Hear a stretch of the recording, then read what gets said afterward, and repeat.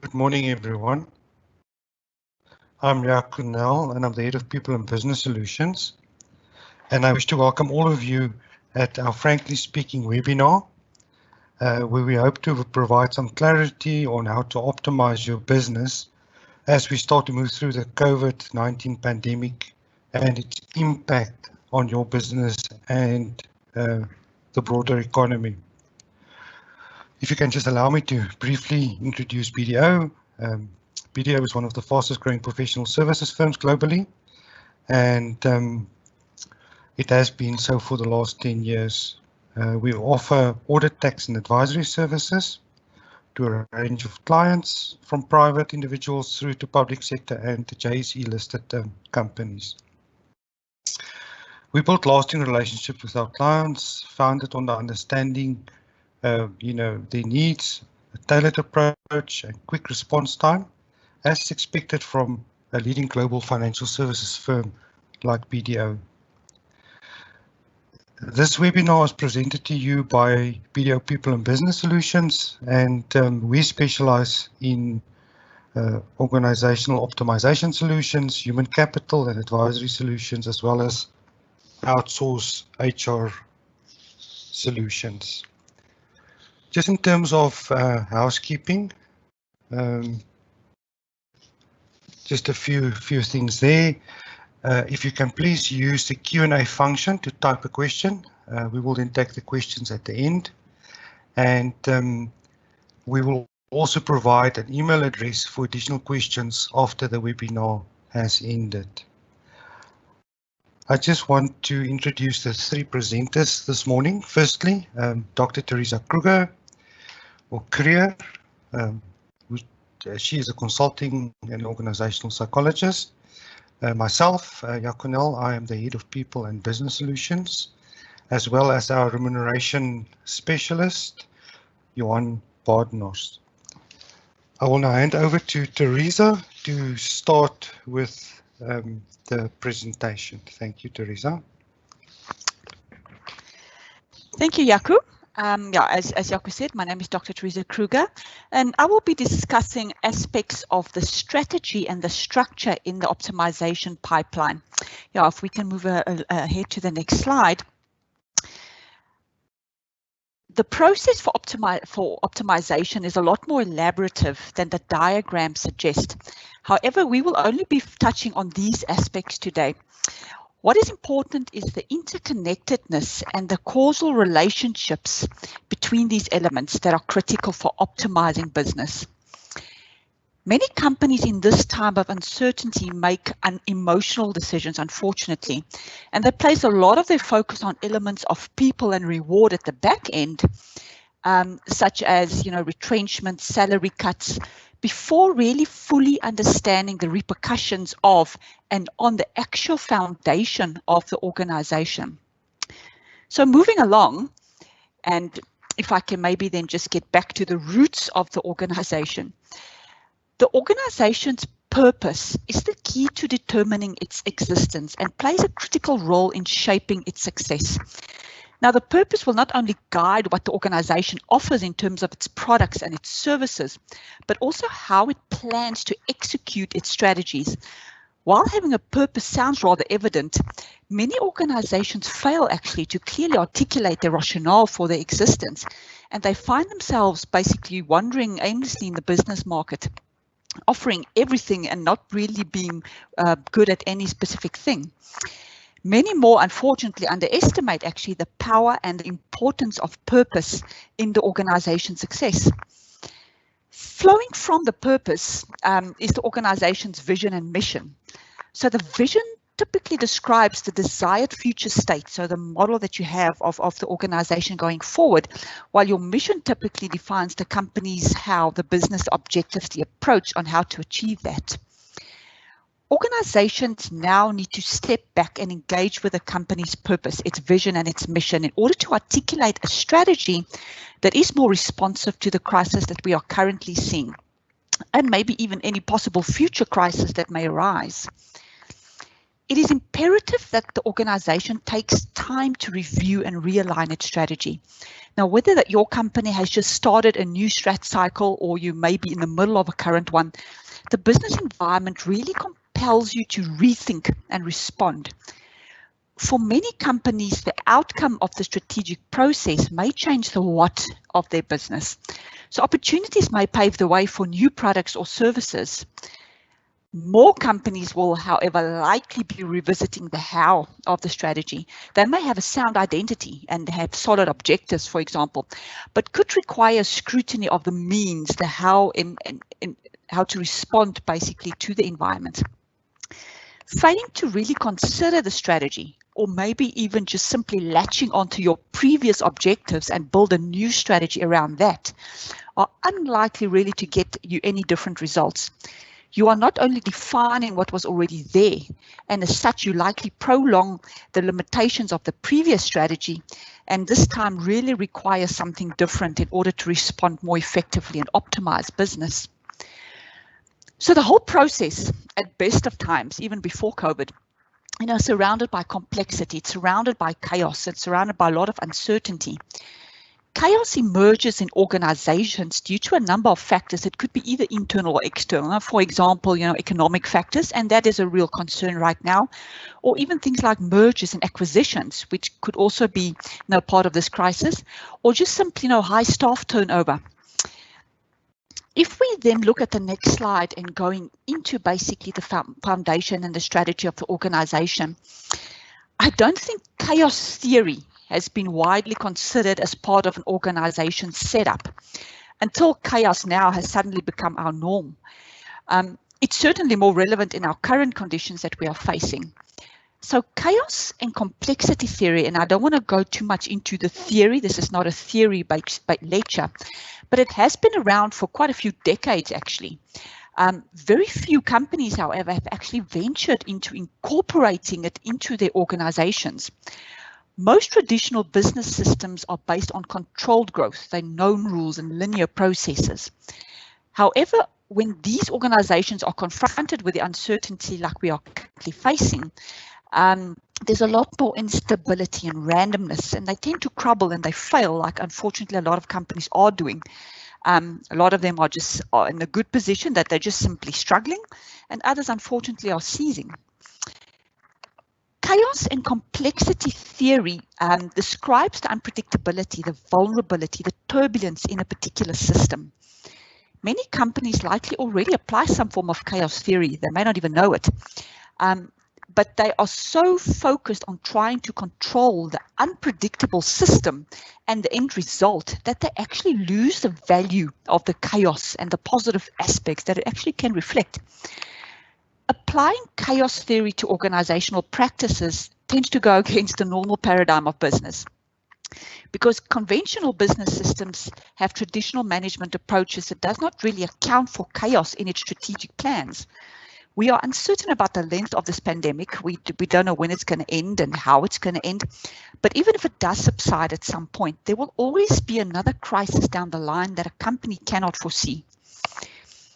Companies that incorporate elements of chaos theory and complexity in their everyday operations are likely to be more innovative, adaptive, responsive to external factors, and they also tend to be more resilient in times of adversity. That are less flustered when the crisis does come along, and they probably even relish such a scenario. They are better equipped to respond. Chaotic systems further have some of the characteristics that you currently see on the slide. Firstly, because they are comfortable with chaos and uncertainty, and I really can emphasize the word comfortable, there's a greater flow of energy and information through the system because there's less resistance. It is the age-old saying for organizations as well, what you resist will persist. They tend to self-organize and evolve in order as the chaos unfolds. So they don't require rigidly defined protocols and practices in order to be effective.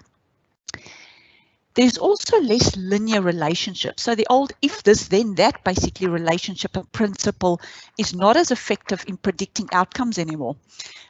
Because of this non-linear approach, the organization may find, that a big plan change has got little effect, or something very minor could actually, have a chain reaction in the organization. Boundaries are more segregated, which supports the collaboration in the organization and a flow of communication and information. So there's definitely less silos, a lot more interrelationships. And then patterns also tend to emerge in chaotic organizations. For example, with COVID and virtual offices, now that we're working with it, the business day is forming a pattern almost of prolonged activity. Now, where a team traditionally would have been comfortable or used to an 8 to 5 basically setup, our business day has suddenly now become maybe from 3 a.m. in the morning to 3 a.m. the next morning, because people work at different times. They've got different creative energies and cognitive energies at their best time. So suddenly these patterns are starting to emerge, and we can utilize them now to our advantage. Companies must, however, again, I'm saying this, be comfortable with the chaos and uncertainty and direct their attention to building organizational structures and practices that supports this, rather than focusing all the energy and trying to control the environment they operate in. An organization is very similar to an individual in this regard. So if uncertainty is unacceptable for an individual, that individual tends to become resistant. It lacks that creativity, that alertness, that flexibility to respond to life. And that's very similar with a company. As soon as you start resisting what is uncertain and not being comfortable with the uncertainty, your business is going to struggle. If we next then have a look at recapping the elements of the strategy, firstly, I would urge you to revisit your organization's rationale for existence. The real purpose. Do not underestimate the relevance of a company's purpose. Then review your vision and mission statements as it stems from the purpose, because it may or may not change based on your mental picture. Maybe consider real-time interventions at this particular time, such as that real-time strategic change, by Robert Jacobs. Many companies may find now that they've got market opportunities because, unfortunately, their competitors, because of their demise, and they need to respond immediately to gain that advantage. Or for some businesses, they need to implement some of their strategies right now, simply just not to fall behind, just to keep up. So real-time strategic change is an intervention that allows a company to implement all or maybe even some of its strategic goals in a very short period of time. But again, it will require a flexible approach. Introduce chaos and complexity theory to support agility, innovation, and novel thinking. I would almost say it's a paradox. So basically plan almost for chaos and complexity within your organization.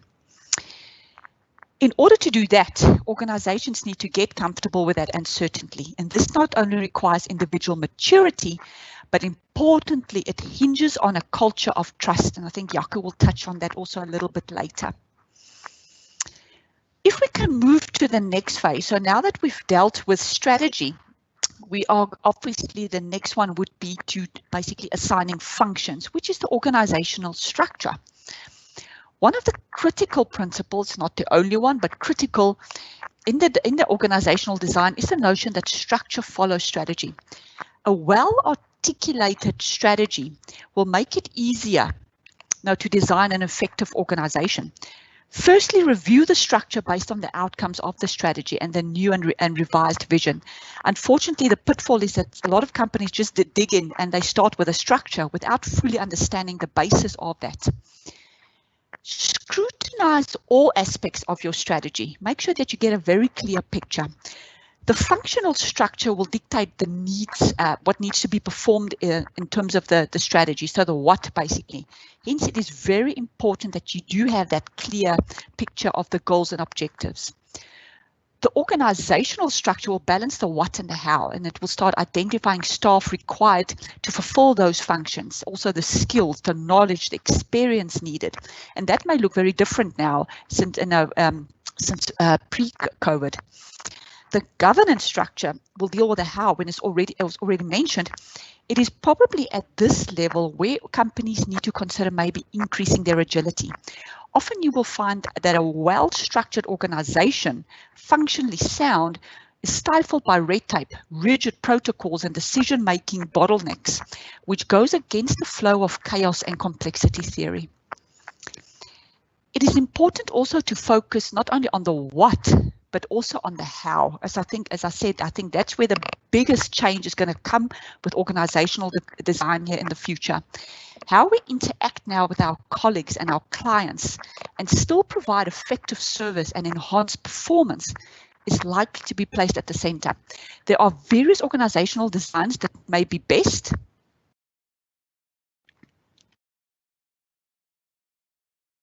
In order to be best. So looking at some of the other hierarchical structures, like the hierarchical structure or the matrix model, may not be necessary at this stage. So basically consider more adaptive styles. So if I can maybe then just conclude in terms of my final slide. So as contradictory as it may sound, organizations can design their strategies and structures and related processes around chaos. Firstly, give up your need for control. Companies are likely finding that they can operate during this time and be adaptive without having to compromise any of its effectiveness. Allow patterns to emerge and use info as valuable source of data. Out of the patterns that will continuously reinvent themselves, seek those patterns to preserve and is going to work for your organization. Allow strategy to evolve based on feedback from the system. Now, you may find that your strategy is designed for future dates too far in advance is going to lack that flexibility and responsiveness. And then very importantly, trust that the system has the ability to self-organize. Again, I come back to trust and the courage to relinquish that insatiable desire for control. So in order for companies to thrive and optimize their business in the uncertain market, it can't rely on the strategies and structures of the old to solve our new problems. So it has to review and be innovative with the alternative options. So that's just a glimpse of the structure and the strategy. I'm going to hand over to Jaco now to deal with the next phases of our pipeline. Thank you, Teresa. I think to add to Teresa's presentation, I just want to briefly then discuss how do we actually align people and processes to the new or envisage changes in strategy and structure. So on the next slide, I think what we need to always take into consideration is that doesn't matter how bad the situation is, it always creates an opportunity. Winston Churchill said that never waste a good crisis. And I believe that the impact of the current global crisis will also impact the world of work in a way that globalization did at the turn of the century. And this crisis is actually the catalyst for us to review our businesses, review how do we optimize, review our value chain in the business, starting from our strategy, our structure, our processes, our people, and how we also remunerate and reward people. So the real opportunity for optimization is locked in the way different dimensions of the organizational frameworks, especially your structure, your workforce, your processes, and especially your technology in this day of age, interact with each other. And Teresa touched on that. It is a value chain that runs through the whole organization. Leading in chaotic times requires more advanced people and process skills from leadership to cope with this unpredictable challenges that can arise, or the chaotic times that we live in, and how to navigate this chaos. So if you look at the processes on the next slide, it is especially decisions and information processes that must be optimized to ensure that effective performance with a linear structure can be realized during chaotic times. I just want to highlight some of the the future delivery models in terms of optimization. What we will see is where people employ a workforce in demand principle. It will be built on flexibility, and it will be underlined by alternative ways of employing people.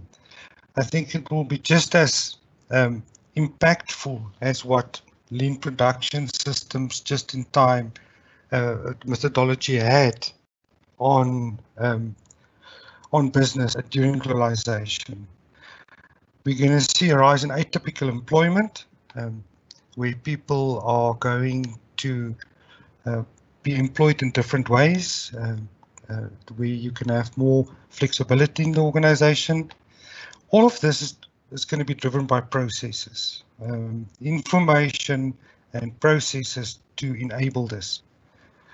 There will also be a material change in human resources policies, employment policies, to deal with this evolution, and we will contract with people differently. And I think what we'll also see going forward is that the psychological contract between employer and employee will also be totally different. All driven by specific processes like people and human resources analytical processes, where we can still manage people's productivity. Like Teresa mentioned, is that we can work anywhere, anyhow these days, anytime. It's gonna put a lot of demand on our business processes, because these business processes must be available now 24/7. Work will become simplified in the sense that the day is gone where people is going to be driven by performance input, and it's all going to be performance output. Certain requirements will disappear in terms of the input part of performance, and it's all going to be on managed on the outputs. And collaboration with machines, automation, I think we all experience it these days. That collaboration is there. It's becoming more profound, and it's all driven by processes, information in real time, feedback in real time, and the interaction between the human and artificial intelligence. Just to conclude then on the process side, I think that there will also be huge demand on the complexity of the regulatory environment. This change, and this, which is basically driven by this crisis, is going to put a lot of pressure on legislators to empower businesses or enable businesses to change their processes, to become more flexible, to employ principles like workforce on demand, make sure that alternative workforces are not marginalized, atypical employees, that they still have the rights that is required. And obviously this is going to need some kind of a change and a change process, and I think that's also very important that organizations manage the change or this transition from the old way of work and employment to the new world of work and employment. And Teresa touched on that. Very important that your corporate vision and mission must reflect this. If this is a philosophical change in an organization's way of doing business, of employing people, and the way that they manage processes associated with that, it will have to be reflected in a corporate vision and mission statement. If I can then touch on the characteristics of the people, including the leadership, on the next slide, who will be engaged in the new world of work to drive this business performance. Trust and integrity, if I can combine trust and integrity in one, and trust and leadership. It's going to require a high degree of trust in the leadership by your employees, trusting that they still have your best interests at heart, although the way that you contract them might be different, and bring more flexibility into the way that we contract people. The psychological contract and reciprocation that is expected is, however, not going to disappear. It might sit at a different level, and staff need to trust leaders that that they will still reciprocate in terms of the expectations. But the flip side of the coin is also true. Leaders need to trust staff that there's going to be more flexibility, more remote work, that they will still deliver the organization's agenda, and that they will still align to the vision and the mission of the organization. I think this is key characteristics of a people-driven, world-class performance environment we moving into. The purpose and the meaning of the job is still going to be very important, although over millennia, people associated getting up in the morning, getting in your car, your train, or what you're going to work, coming back at home as a meaningful job. That's going to change. You might get up and go and sit behind your desk any time of the day, as long as you are output driven. How do we ensure that the job is still meaningful? Job design, very important.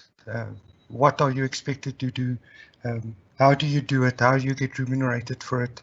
It's always going to be important. I just think what's important to understand is that with a new way of working and a new world of work, there will be opportunities for job crafting, where people start doing things outside of what is expected, which needs to be managed. The one side of it is people do engage with their job more if they like what they're doing. The negative side is they might not deliver on the organizational agenda. And again, certain processes needs to be in place to make sure that the degree of job crafting does not become negative. And then if we look at organizational culture, and I'm just going to touch on a few of them. Organizational culture, very important. A culture that must endorse the new world of work. A culture that's got at its heart democratic freedom, but with rules. There's going to be a large degree of freedom, and people's going to have choice, but it's very important that that it happens within specific parameters. Employee engagement is always going to be important. The link between engaged people and business performance has been proven. How do you keep people engaged in a new world of work? And I think it's by managing processes, still making people feel that they're part of the organization and part of the delivery model of the organization. If you look at traits, I think some people, personality traits, I think for some people it's easier to work remotely, for some people it's more difficult. And I think when it comes to recruitment, selection, and understanding the profile of your current people in the organization, there's a lot of opportunities to make sure that people are empowered to develop, to acquire a specific skill set to work in this new complex environment. And then there's going to be a lot of focus on cross-functional teams going forward. I think we all experience it at this stage. I think there's more collaboration. There's going to be more autonomy, and that again speaks to how do individuals deal with that autonomy? Do they endorse it? Do they abuse it? It brings us back to our business processes. How do we manage that? How do we make sure people are still productive, and how are people still output focused? Right, thank you. I'm now going to hand over to Johan, and Johan will touch on managing reward in these times. Thank you. Jaco, thank you, and good morning, everybody. Thanks for this opportunity to engage with the BDO client base, and hopefully you can get some thought starters out of my presentation that you can take with to deal with this world of reward. Now, my aim this morning is not to second guess exactly what the world will be post COVID-19 or what our specific challenges will be. But one thing is very certain is that we're certainly living in unprecedented times, hence the topic of my slide. Many liken the current situation to a so-called financial black swan event. Now, we don't often see black swans. You may have heard about the concept. People talk about it as having three dimensions. First of all, it's an unpredictable event. Secondly, it has widespread consequences. And thirdly, it is argued afterwards that in fact it was predictable. It's almost rationalized away. So Jaco was talking about the globalization, you know, at the turn of the century. If we look at just in the last 20 years, some examples of black swan events. In 2000, the dot-com crisis, the 9/11 financial crisis in 2001, 2008 global financial meltdown, 2011 nuclear disaster in Japan. We had Brexit last year, which has now become, you know, a smaller event relative to COVID, and then now we've got COVID in 2020. So these unusual events, unpredictable, with widespread consequences, are coming around more often than not. The reason I was referring to it, that we don't only have COVID, but one needs to look at the future and say, you know, what will be the response if this happens? So these events typically force us to look at our reward structures for more than one reason, not only because the cost of employment is substantial for most organizations, but also because we need to get back to the core of saying our reward, does it still serve the purpose of attracting, retaining and motivating our employees, which is very typical of most remuneration strategies. So what I've done is I've put together a slide to look at the reward spectrum in a number of domains, you know, and give you a few thought starters. Okay, so if you look at that slide, you've got 6 areas there which typically, you know, people who work in the reward field would come across. You've got total guaranteed pay, you've got variable pay, you've got funds, retirement medical aid funds, you've got leave and hours of work. How does people exit the organization, and then obviously benefit in HR practices. I've listed a number of pointers there. I'm going to simply just pick up on a few in the interest of time, and you're welcome to raise questions about any of the others. First of all, at a time like this, pay mix or remuneration mix in the total guaranteed pay space becomes yet again something that companies should look at. If you position yourself in the market to be a relatively good payer, shall we say, at the 50th or higher percentile, just bear in mind that in good or bad times, that guaranteed pay remains at the same level. It doesn't you know, drop when you face bad times or when you get a crisis like we're currently experiencing. Variable pay, on the other hand, if it's linked to company performance, which I believe it should be, will fund itself. So if the company doesn't perform, you don't pay variable pay, but if the company performs well, everybody shares in it, or that's the way it should be. So maybe we need to revisit that sort of mix and say, well, if we're too rich on the fixed pay or total guaranteed pay, maybe you want to reduce that over time and bolster your variable pay. And clearly that's not something you can simply do by flicking a switch. You need to do it over a number of years. and you need buy-in from employees. The second area that I want to pick up on is gig workers, or so-called contract workers. You know, somebody plays in a band as a gig here and a gig there, so that's where the concept comes from. And as you would know, contract workers, you know, spend time with organisations very often on several occasions. It's clean for the company. It's on demand. It's flexible. It's skill based. If your need disappears, you know, the resource and the cost disappears. For the worker, it's great because it offers freedom, it's variety, flexibility. But the issue that often comes to the fore is how would these gig workers or contract workers participate in structures that the company has available? Retirement funds, medical aids. I haven't really come across schemes that provide for that kind of facility, for participation of those sort of people in that kind of structure. But more importantly, you know, if you look at other areas like some of your practices, skills development, do these sort of people who may play a significant part in your business participate in skills development opportunities? When there's recognition in the form of bonuses or other forms of recognition, do they participate to the same extent?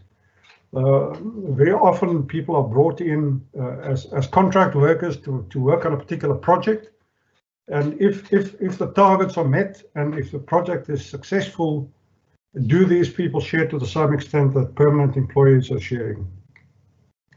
If you go to the area of variable pay, STI or short-term incentives, I think the sense is, you know, at present we're sitting with a worldwide situation, so you could look at what happens in other parts of the world as well.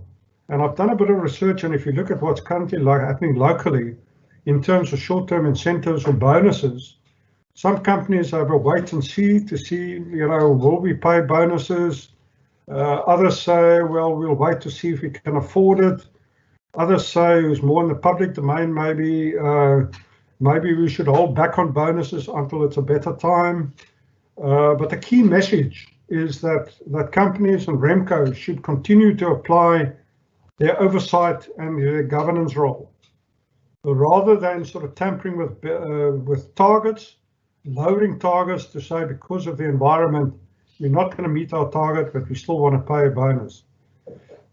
It's almost like an investment strategy. You know, if it was a good strategy you put in place a few years back, what has then now changed that you should change your strategy?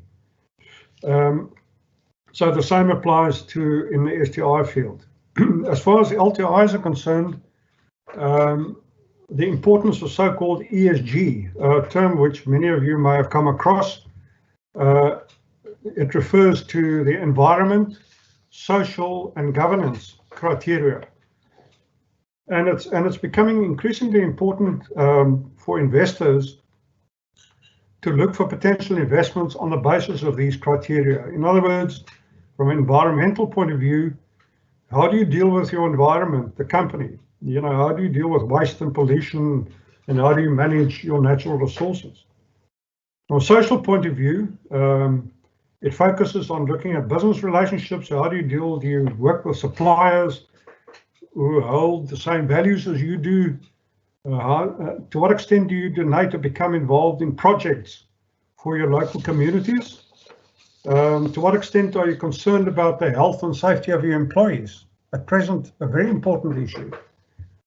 And then the area of governance, you know, do you use accurate and transparent accounting systems? Do you get shareholder input on policies and practices? All those things for companies, particularly in the public domain, that's become a very important focus area through King 4. So environment, social and governance is something we're going to hear a lot more of in the performance criteria that is set within long-term incentive schemes, and not only financial targets. If I can quickly touch on the funds area, obviously, you know, at a time like this, one of the things that is highlighted is that people want to maximize cash, and one's got to find ways of doing so. So one way in which you can do it maximize cash at present in the short term is to take a contribution holiday in your retirement fund. And many schemes allow for that, and I think it's one of those areas you might want to look at if you don't have that in place. The other areas to allow employers contribution flexibility. Now, a lot more funds have taken this on board.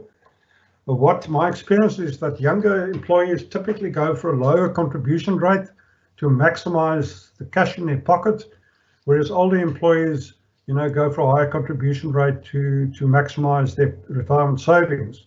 The point is, it gives employees a say in their own package, and it gives them an opportunity to maximize their cash in terms of their own specific needs. Okay, if we can go to the next area and leave and hours of work, I'm going to highlight one area there, the so-called flexible annual leave. Some companies have a process in place, and this should not be confused with leave encashment. Leave encashment is not possible unless you leave the organization, in which case you then get paid your accumulated leave. But flexible annual leave is effectively a basis on which you can, if your company, for example, offers you 21 days of leave, you can flex between 17 and say 27. So you can acquire more leave by giving up some of your guaranteed pay in the form of a leave allowance, or you can say, I don't need that many days leave, so I will hand that back to the business, and obviously your tax will be taken care of in this process, whether you buy or whether you sell. The important thing is to stay within limits and to look after your leave accumulation policy as well, because that could create unexpected consequences, which brings me to the next point under exit provisions, which is leave accumulation and PILAW. PILAW stands for pay in lieu of leave. In other words, the amount of leave that you pay out when somebody leaves the organization. Now, you are required to pay all accumulated leave to somebody when they leave the organization. And open-ended leave accumulation, like some companies do, may present unintended surprises. For example, in a time like this, where companies are struggling and you may have to exit a number of people, this could be a huge balance sheet liability and a substantial amount to be paid out when people leave the organization.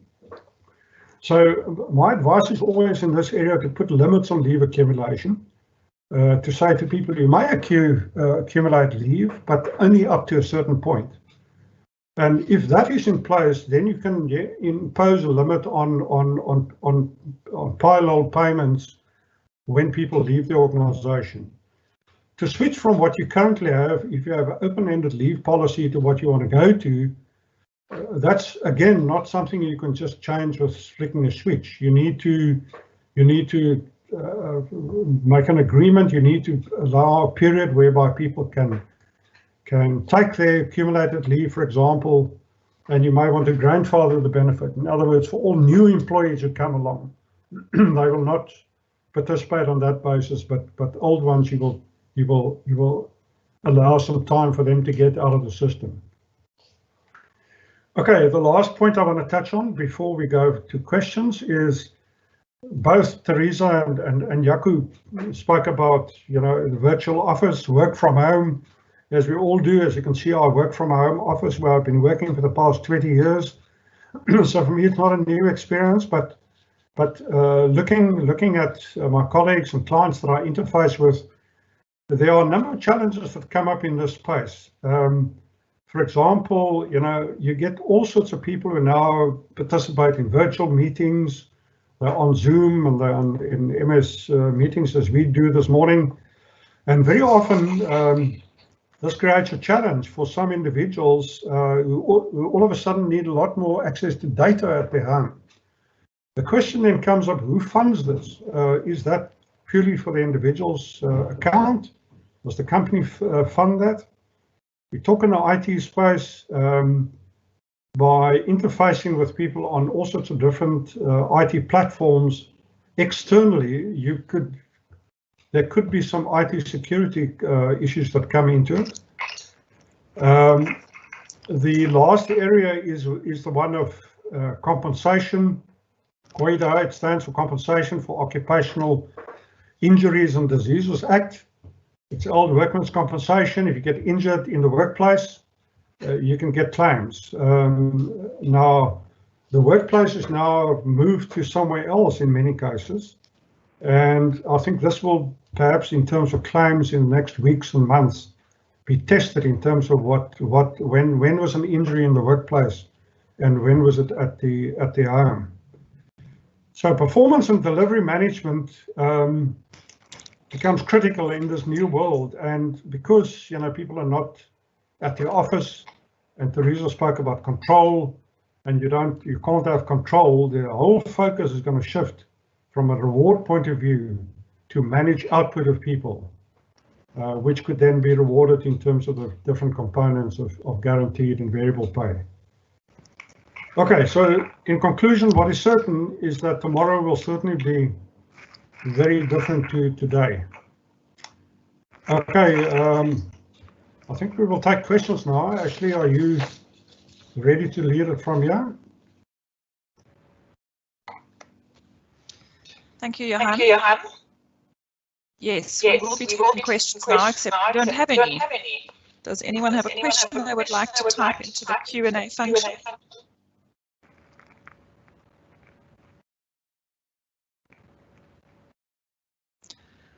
While we wait, I would like to let everybody know that we have recorded the webinar. It will be made available on our website later today. So if you'd like to review it again, or if you have a colleague or friend who would like to review it, we will be sending you a link to where that can be accessed.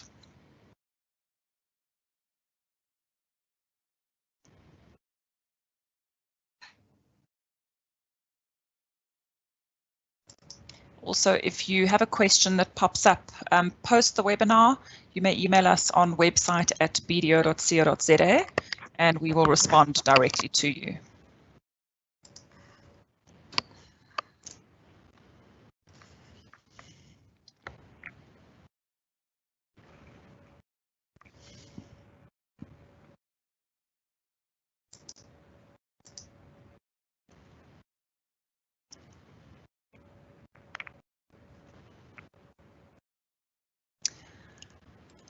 All right, we don't seem to have any questions coming through. So Yaku, I think we should finish off. Yeah, thank you very much, Ashley. Yeah, and thank you for everybody who attended. Thank you for the presenters, Teresa and Johan. And as Ashley indicated, there is an opportunity to send more questions if they come up over email, and we will then also look into that. Thank you again for your time today, and have a nice day. Thanks, bye.